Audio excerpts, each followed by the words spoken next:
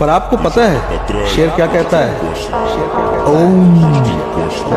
बहुत सही ऑब्जर्वेशन। वो इतने भयंकर होते हैं कि हम आप शायद डर के भाग जाए दूर से भी उसकी आवाज सुने तो। ये प्रभाव है शब्द का, वाणी का, ध्वनि का, मंत्रों का। ओम।